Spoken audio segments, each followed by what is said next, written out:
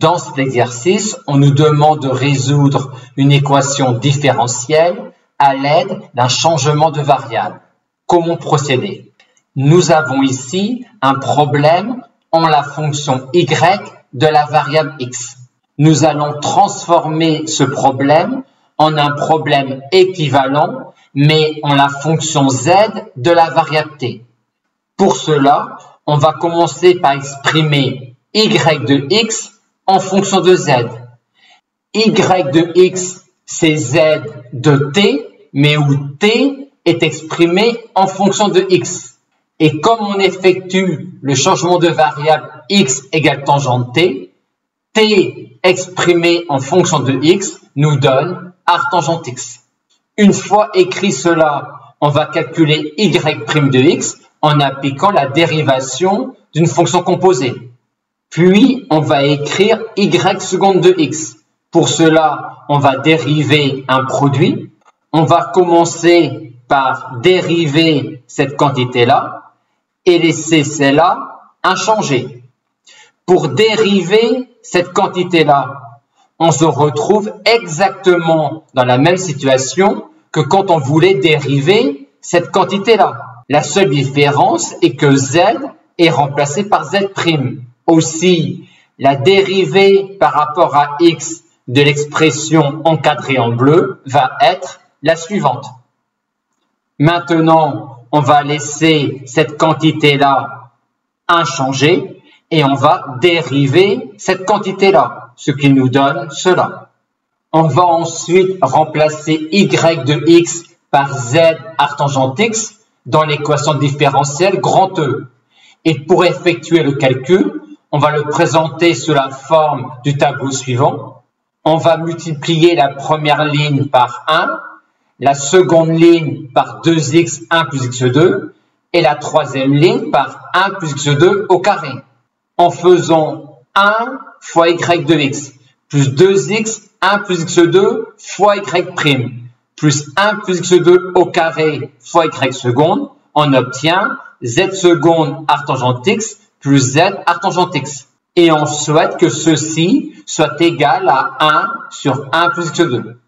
Une fois arrivé là, pour obtenir l'équation différentielle en z de t, il suffit de remplacer arctangente x par t, ce qui revient à remplacer x par tangente t. On est ainsi maintenant ramené à résoudre cette équation différentielle-là. La forme générale des solutions est la suivante, où nous avons ici la forme générale des solutions de l'équation différentielle sans second membre associée à grand E1, et où nous avons ici une solution particulière de grand E1. L'équation différentielle sans second membre associée à grand E1 étant à coefficient constant, on peut utiliser l'équation caractéristique pour trouver la forme générale des solutions de l'équation différentielle sans second membre.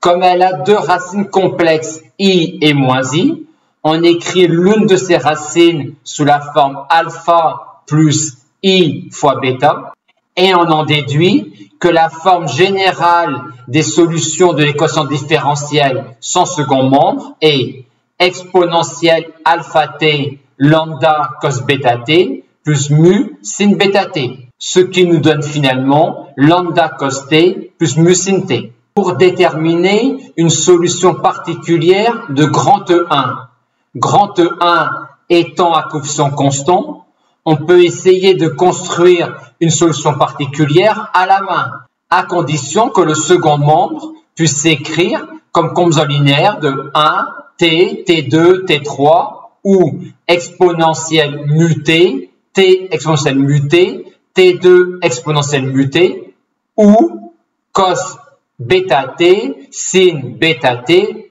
Pour faire apparaître le second membre sous une telle forme, on remplace 1 plus tangente carré t par 1 sur cos carré t, ce qui nous donne cela comme second membre. Et ensuite, on linéarise cos carré t, ce qui nous donne finalement cela comme second membre. Une fois arrivé là, on va commencer par rechercher un z de t qui donne 1 à l'arrivée. Pour cela, on rentre 1 au départ de notre machine. À l'arrivée, on a alors 1. Donc, pour obtenir 1/2 à l'arrivée, on va prendre 1/2 au départ. Maintenant, pour avoir cos 2t à l'arrivée, on va voir cos 2t comme la partie réelle d'exponentielle 2it. Et on va donc rechercher 1z de t qui donne exponentielle 2it. Pour cela, on rentre exponentielle 2it dans notre machine. On obtient à l'arrivée moins 3 exponentielle 2it. Et donc, pour obtenir exponentielle 2it à l'arrivée, on va prendre au départ moins 1/3 exponentielle 2it. Et donc, pour avoir cos 2t à l'arrivée, on va prendre la partie réelle de cette quantité-là, à savoir moins 1/3 cos 2t. Et donc, pour obtenir 1/2 cos 2t à l'arrivée, on va prendre au départ moins 1/6 cos 2t.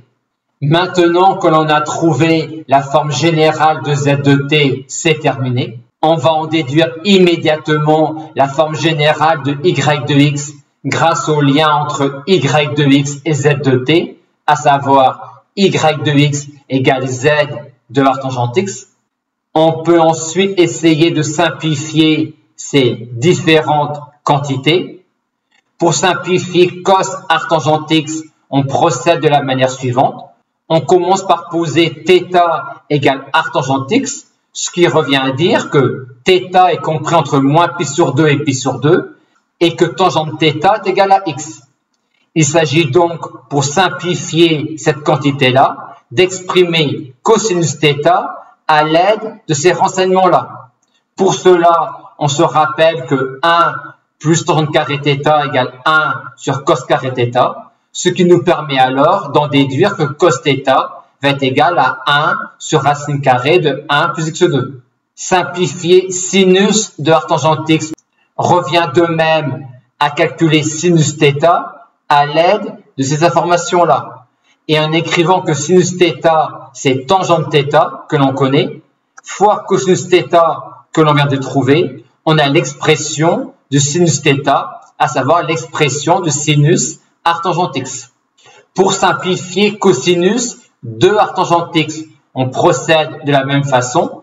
Le problème revient à calculer cosinus de θ, connaissant ces informations-là. Pour cela, on utilise le fait que cosinus de θ, c'est 2 cos carré θ moins 1. Et comme on sait exprimer cos carré θ en fonction de tangente θ, c'est terminé. On obtient cos de θ égale cette quantité-là.